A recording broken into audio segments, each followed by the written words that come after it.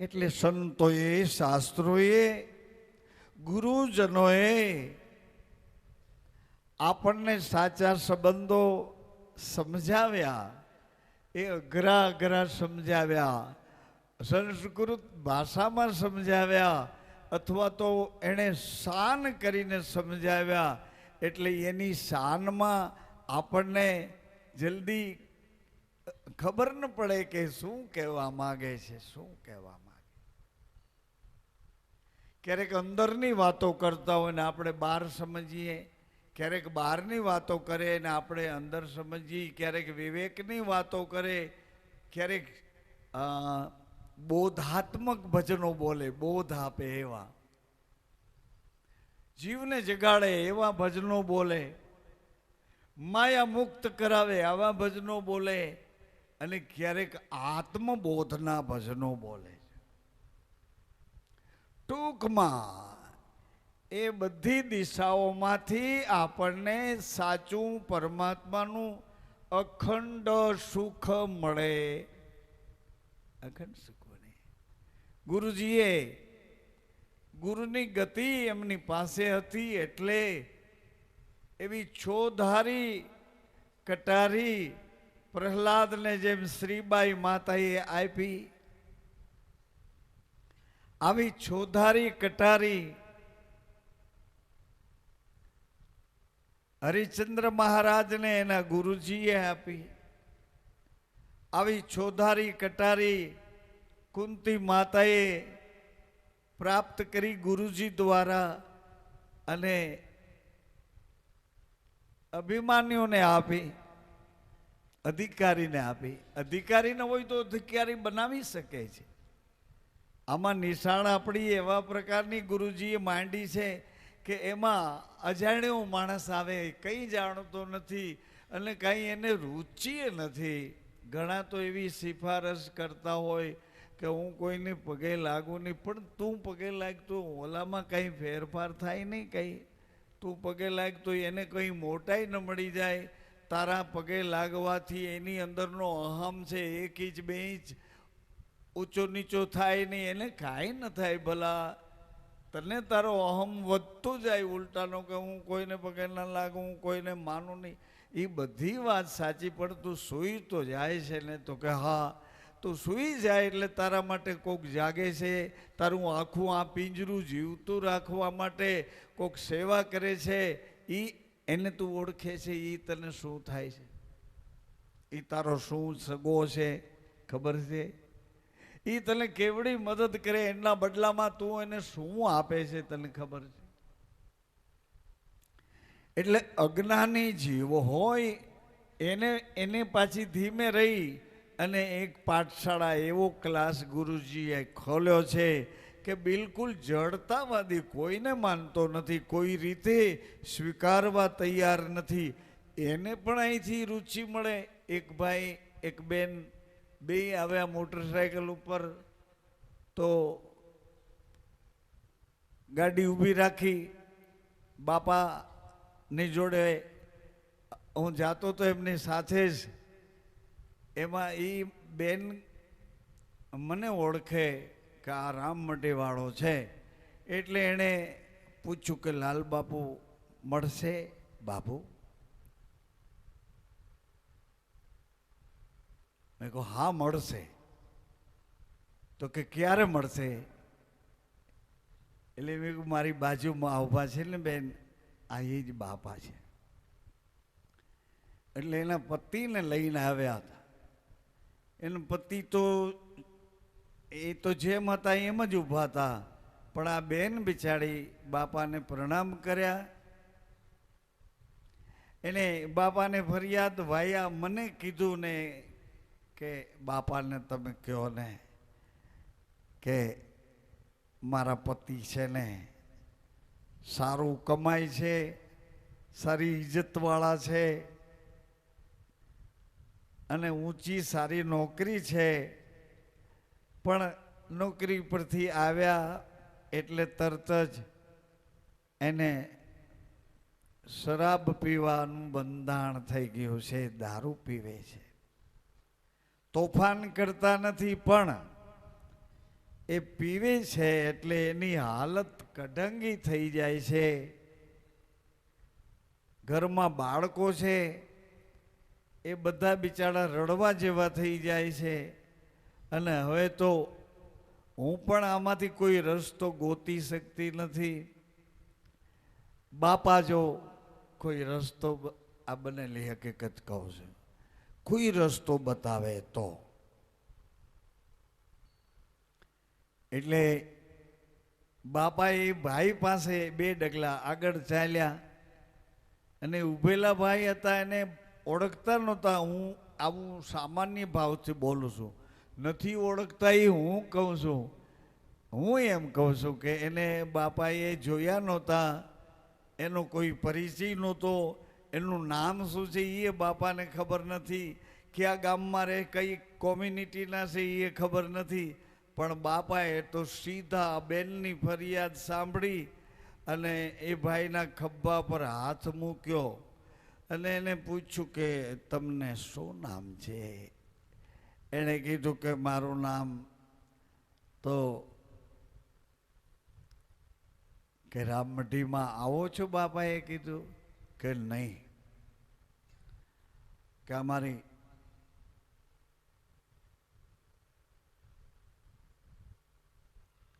હું સુધારીને બોલું, આ મારી પત્ની લઈ આવી.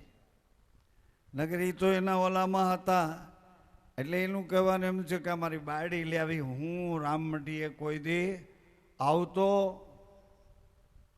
નથી અને આવવા માગતોય આવ ગુજરાતીમાં કે મારે કંઈ સુધરવું નથી. 1-2 બાઈઓને અનુભવ હોય છે એના આ પતિનો, પણ એણે કીધું કે મારે સુધરવું નથી, સુધરવા માગતોય નથી ને આવતોય નથી. એટલે ગુરુજીએ મતલબ બાપાએ કીધું પણ તમને અહીંયા લાવ્યા જ છે તો અહીંયા તમને ગમશે એવું બાપાએ કીધું કે તમને અહીંયા ગમશે. તો કે મારું આ વ્યસન છે એટલે મને ક્યાંય જવાનું ગમતું નથી. બાપા કે પણ તમારું વ્યસન છે તો ભલે ને રહ્યું, સાંભળો, સાવધાનીથી સાંભળજો, અર્થનો અનર્થ ન થાય એવી રીતે સાંભળજો કે તમારું વ્યસન ભલે ને રહ્યું, તમે સાંજે તમારી રીતે પીતા હોય પીને પણ રામમઢીએ સાંજે તમે આવજો. એટલે એ મારું બોલવું નહોતું, એ અનુભવી અને પામેલા પુરુષ થઈને બાપાએ એને શું લઈને એવું કીધું ખ્યાલ નહીં આવ્યો મને, કે તમે પીને પણ રામમઢીએ આવવાનું એક નિયમ રાખો. બાપાનું બોલવું પ્રભાવવાળું હતું, નિસ્વાર્થ હતું, એમાં એને કોઈ સ્વાર્થ નહોતો. એને કંઈ જ્ઞાન આપે છે એવું નહોતા બોલતા. પણ બાપા જે બોલ્યા એ ઓલા આદમીનો ખંભો પકડીને બોલ્યા, એટલે ટચ સ્પર્શીને બોલ્યા. પોતાના શ્વાસા, ઓલાના શ્વાસા સુગંધવાળા હતા અને ગુરુજીના શ્વાસા ગંધ સુગંધથી બહાર હતા, ગંધ સુગંધથી પર હતા. એટલે એ શ્વાસા 2-5 એના શરીરમાં ગયા હશે. એટલે એણે એમ કીધું કે હવે હું આવીશ. એની ઘરવાળી બાઈનું નામ લઈને કીધું કે ચાલ હવે હું આવીશ, તું નહીં આવે તો હું મારી રીતે આવીશ. સરસ કામ થયું ને કે તું નહીં આવે મારી જોડે કે તોય હું આવીશ કે અહીંયા. કારણ કે બાપાએ ખંભો પકડીને કીધું ને, આ એક કળા છે, મને ખબર નહોતી કે આ ગજબની કળા કહેવાય. એ ભાઈ કે તું તારે આ પીને પણ આવજે તો ખરો. બીજી દીથી લાગુ પડી ગયું. ઓલા બેન તો એને એમ રાજી થયા, પણ એને અંદર દુખવા માંડ્યું કે યાર હું પીને આવવાનું કહે છે કે આ સંત પાસે તો હું એટલા માટે લાવી હતી કે આને કંઈ સમજાવીને પાણી મુકાવશે ને આમ કરશે ને નિયમ લેવડાવશે ને કંઈક ઊંચું ઊભી કરશે, પણ આણે તો ઉલટાનું કીધું કે તું પીને આવજે. એટલે બેને બિચારા દ્વિધામાં પડી ગયા કે આ બાપા મને મદદ કરવાની વાત કરે છે કે મને હજી દુઃખ દેવાની વાત કરે છે, આને પીને આવવાનું ક્યાં કીધું. એટલે એ તો આવવા માંડ્યા. તમે કંટાળોમાં હકીકત કહું છું, આવવા માંડ્યા, પણ અહીં દર્શન કરવા ન આવે એટલી એને શુદ્ધિ હતી કે આપણે પીડલા રામ છીએ એટલે મંદિરમાં જીવતા રામ પાસે જવું એ જોખમ છે. એટલી એને ખબર કે મંદિરમાં પીને જવાય. આમ જાગો છો ને તમે તો છે. હું તો ખાલી અહીં તમારી પાસે પૂનમ કરવા આવ્યો છું, બીજ કરવા આવું એમ નથી. તમે બધા આવતા બીજ પૂનમ કરવા એમ જ આવ્યો છો, પણ તમે અહીંયા મને બેહાડીને બધા ધ્યાન રાખો, હેઠો ન ઉતરીને ભાગે નહીં એવું બધું અમારી ચારે બાજુથી કોર્ડન કમિટી રાખો. એટલે પછી હું શું કરું કયો, એટલે હું પછી બેઠો રહું. આપણને એમ થયું કે આપણે પહેલાં બોલાવતા હતા ને એ બધા ભેળા થયા, અને અમે બધા ભેળા થયા પછી આપણે ભાગી જાય તો ભૂંડા લાગીએ કે કેમ ભાઈ આ તમારો મહારાજ ભાગી ગયો. અમે વहाँ પોકરણ આપણે રામદેવરામાં રામા સરોવરમાં કથા હતી ત્યારે લગભગ મારા ખ્યાલથી સફેદ દાગવાળા મહર્ષિ સરભંગ પરિવારની કથા હતી હરિભાઈ. અને એમાં પછી સવારમાં પ્રાયશ્ચિત અને પ્રાર્થના થાય, અને એ ટાઈમે પ્રાયશ્ચિત પ્રાર્થના વખતે બહેનો ભાઈઓ જોર જોરથી ચીસો પાડીને રડે. એટલે હવે 3 થી 5,000 બહેનો ભાઈઓ રોવે તો ગામ તો નાનકડું હતું રામદેવરા. એટલે બધાય ઘર બહાર નીકળીને દોડીને આવ્યા સરોવરને કાંઠે. સરોવરમાં કાંઈ એટલું બધું પાણી રહેતું નહોતું. એટલે એ અંદરો અંદર પૂછવા માંડ્યા કે કોણ ગુજરી ગયો, કોણ ગુજરી ગયો. ઓલો તમને બધાને ભેળા કરીને લઈ આવ્યા એ ગુજરી ગયો, તમારો બાપુ છે એવડો ગુજરી ગયો કે કોણ ગુજરી ગયો. આટલા બધાય કેમ રડે છે. એટલે વળી પાછું કોકે એની ભાષામાં કીધું કે રડતા નથી પણ પ્રાયશ્ચિત કરે છે, આ પીડામાંથી છૂટવાની ભગવાનને પ્રાર્થના કરે છે. એમ એ ભાઈ બાકડે બેસે અને બેન બિચારી આવે ને દર્શન કરી જાય. મુશ્કેલી તો એ કે હવે શું થાય છે, શું થશે. હવે 10 દિવસ થયા ને તો એ ઓલા ભાઈને અંદર ખબર નહીં, એને અંદરથી આમ ગુંગળામણ થવા માંડી. 1-2 વખત ગુરુજી સપનામાંય આવ્યા, કારણ કે સપનામાં આવે ને એને વિચાર કર્યો કે આવા સંત થોડાક હોય કે દારૂ પીને આવજે તું તારે મંદિરે. એને તો મગજમાંય નહોતું. એને એમ કે આ બધા બાવાજી ભેગા થઈને આમથી તેમને બીજી ત્રીજી બાબતો આડાવડી વાતો કરી અને આપણને કહેશે કે બંધ કરો, તમારું ભલું થાય, તમારા શરીરનું ભલું થાય, તમારી પ્રજાનું ભલું થાય, તમારા આડોશી પાડોશીનું ભલું થાય, વેચવાવાળાનું ભલું થાય, લેવાવાળાનું ભલું થાય. એટલે ભલું થાય એમ કહેશે. પણ બાપાએ તો ઉલટાનું એવું કીધું કે તે પીને પણ આવજો. 10 દિવસ થયા. એમાં 2 વખત સપનામાં આવ્યા બાપા. એટલે મને આવીને કીધું કે ઓલા મને કાલ સપનામાં આવ્યા હતા, એટલે હું આ શાકભાજી લઈને ને દેવા આવ્યો. મને કે સપનામાં આવ્યા હતા એટલે હું શાકભાજી દેવા નોકરી પર જતા હતા એ પહેલાં શાકભાજીની થેલી લઈ અને અહીં દેવા આવ્યા. મેં કહું કેમ? મેં કે સપનામાં આવ્યા હતા. એટલે મેં સપનામાં કીધું કે મારા શાકભાજી દઈ જાજે. કે ના કંઈ કીધું નથી, પણ સપનામાં આવ્યા હતા. એટલે એમ કરીને 10-12 દી થયા ને તો અંદરથી એનું મન ઢીલું પડી ગયું. ભાઈ બીજા 7-8 દી થયા એટલે એને એ કોઈ વાતે દારૂ ભાવે જ નહીં એવું એનું થઈ ગયું આખું કામ. સત્ય કહું, તમે તમારે તાલીઓ વગાડો પણ સાંભળો, એને લેખે લગાડો. ખાલી સાંભળોમાં તમે ઘણી તમાકુને બીડીઓને આનતે કાંઈ નહીં તો કોકની નિંદા કરો ને એવું તમને મગજમાં હજી અટકીને બેસી ગયું છે કે એ નીકળતું નથી. કોઈની ઈર્ષા કરો, કોઈકને જોયા કરો તો કાલ તો કાંઈ નહોતો ને આજ તો રહ્યા, એવું બધું કર્યા કરો. કાલ તો સાયકલ નહોતી ને આજ મોટરમાં, એવું ન કરવાના એવા કેટલાય વિચારો કર્યા કરો. એ બધા ખોટા નિયમ આપણે લઈને બેસી ગયા છે, એ કાઢી નાખવા જોઈએ. એટલે મને એક દી પૂછ્યું, બોલે કે મૂળદાસ બાબુ કડક સ્વભાવનો માણસ, કે હું તમને પૂછું? મેં કહું પૂછો. મને કે આ તમારા ગુરુજી આવે ક્યારે? મેં કીધું કેમ? કે મને ટાઈમ તમે કહો એટલે એ ટાઈમે મારે રજા લેવી છે. કીધું શું પ્રોગ્રામ હશે રજા લેવાનો? પણ એણે એવું નક્કી કર્યું કે બાપાને મારે ઘેરે લઈ જવા છે. આ ભદ્રેશભાઈ છે ને, એ અહીં વડોદરામાં સારી મજાની નોકરી કરતા હતા. ત્યારે પણ હું એમને ઘરે જાતો, જાઉં અને વળતા નીકળું તો એકાદી વખત સીતારામ કરીને ચા પી કોફી પીને નીકળી જાય. એમાં મારાથી એક વખત ભદ્રેશભાઈને કહેવાય ગયું કે મારે આ તમારે ઘરે રોકાવા આવવાનું છે વેકેશનમાં. હવે એમાં એ વાત રહી ગઈ ને મકાન વેચી નહીં તો અમેરિકા વયા ગયા. મેં વારું મારું બોલવું ફેલ ગયું કે મારાથી ઉતાવળ થઈ ગઈ.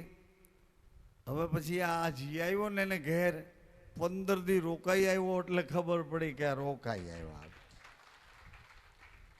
એટલે હું મારી બોર્ડરની અંદર રમું છું ને રહું છું. આ ખુલ્લા દિલની વાત. મારી બોર્ડરની અંદર મને સમજાય એટલું તમને કહું. મને સમજાય એ જ ભજન ગાઉં, એ સિવાયની કોઈ લીટીઓ આડાવડી ઊંધા જીતી કરું. મને આગળ હું આજે બોલતો હતો ને એ જ હતું. મેં તો ધારણા બાંધી તમારી મારા રામ, જ્યાં જોવો ત્યાં પ્રગટ ગેબી.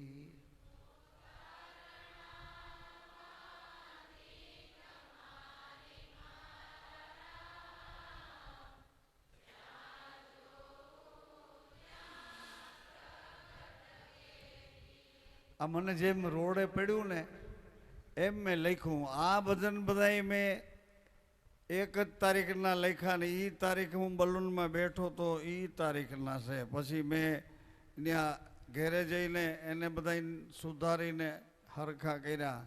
નગર નોકા કાગળિયામાં હતા. મારી નૂરતા ખૂબ નચાવી મારા રામ, જ્યાં જોવું ત્યાં તમારી છબી મારી.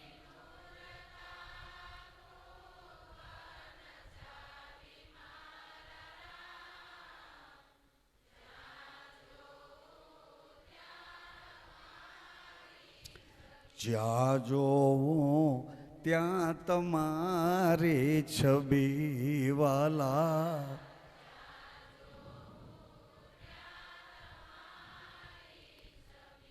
પ્રિય રહો કે પ્રસન્ન રહો વાલા,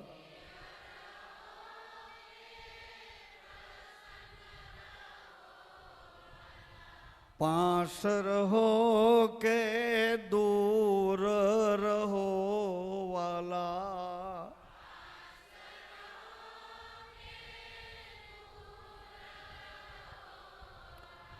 तुम्हारा शुद्ध भाव मां घेली मारा राम, જ્યાં જોવું ત્યાં પ્રગટ ગેવી તમારા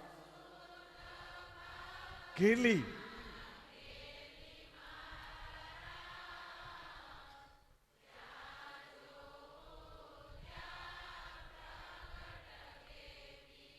એ આ ઘેલી છે ને એની પહેલા મેં એક વખત લખ્યું બાપાની હાજરીમાં જ તે, હું તો ઘેલી બની તારી વાતણીએ મારું મનડું માન્યું આ ઘડીએ.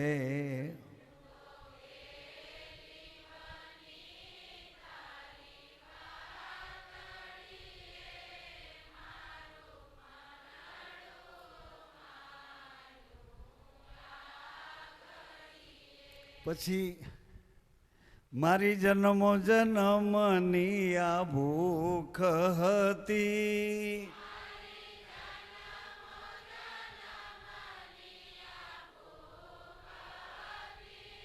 પછી શેમાં ચૂક હતી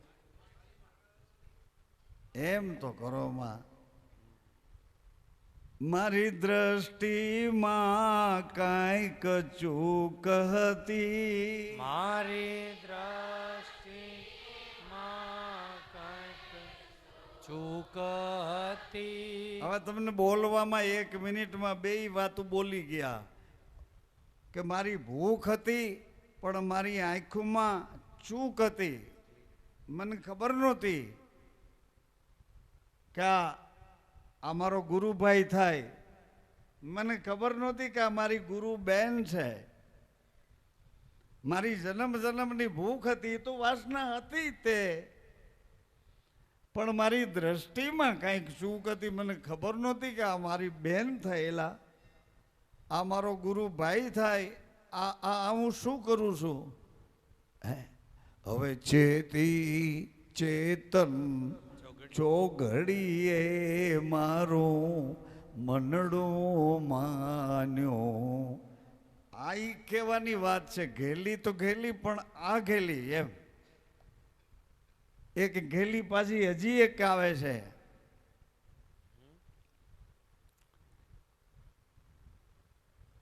સદગુરુનો સંગ સુગમ લાગ્યો રે.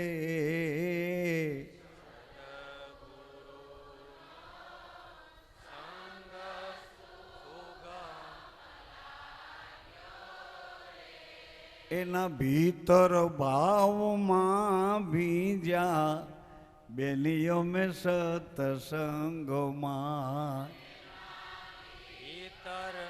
ભાવમાં બીજા બેનિયમે સત.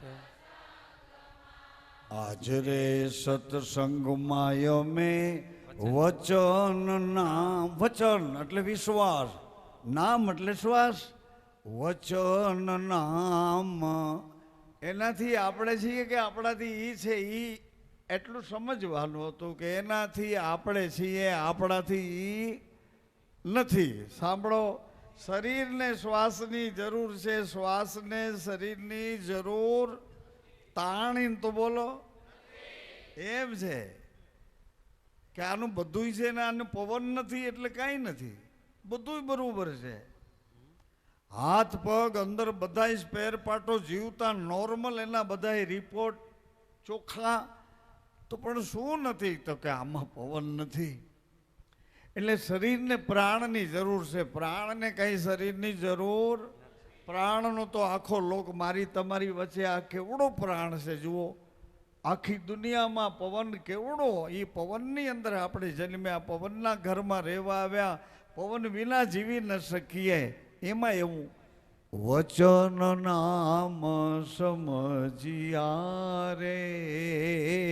આજ રે સત્સંગમાં અમે વચન નામ સમજિયા રે. પછી સમજીને થયા ઘેલા.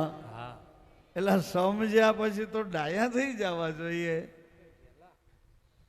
સમજી ગયા. સમજણ વાળાને તો સમજણા કહે છે ને બેન? સમજણ વાળાને તો સમજણા કહે, ડાયા કે. સમજીને ગયેલા એટલે ગાંડા થોડા કહેવાય. સમજીને થયા ઘેલા બેનીઓ મેં સત્સંગમાં. સમજીને થયા ઘેલા રે બેનિયમે સત્સંગમાં. તમારા શુદ્ધ ભાવમાં ઘેલી મારા રામ. જ્યાં જોવું ત્યાં પ્રગટ ગેવી તમારા શુદ્ધ ભાવમાં ગેલી મારા રામ જ્યાં જોવું ત્યાં પ્રગટ ગેવી રણ આવરણ ને ભવરણ ભૂલાવી રણ આવરણ ને ભવરણ ઉલાવી વર્તમાનની વાટ બતાવી વર્તમાનની વાટ બતાવી વાલા હવે ખબરું લેજો વેલી મારા રામ જ્યાં જોવું ત્યાં પ્રગટ ગેબી વાલા ખબરું લેજો વેલી મારા રામ જ્યાં જોવું ત્યાં પ્રગટ ગેબી મારી નૂરતાને ખૂબ નૂરતા એટલે આંખું મારી ખૂબ નચાવી એમ કહે છે મારી નૂરતાને ખૂબ નચાવી મારા રામ જ્યાં જોવું ત્યાં તમારી છબી મારી નૂરતાને ખૂબ નચાવી મારા રામ જ્યાં જોવું ત્યાં તમારી છબી એ વાલા જ્યાં જોવું ત્યાં તમારી છબી વાલા જ્યાં જોવું ત્યાં તમારી છબી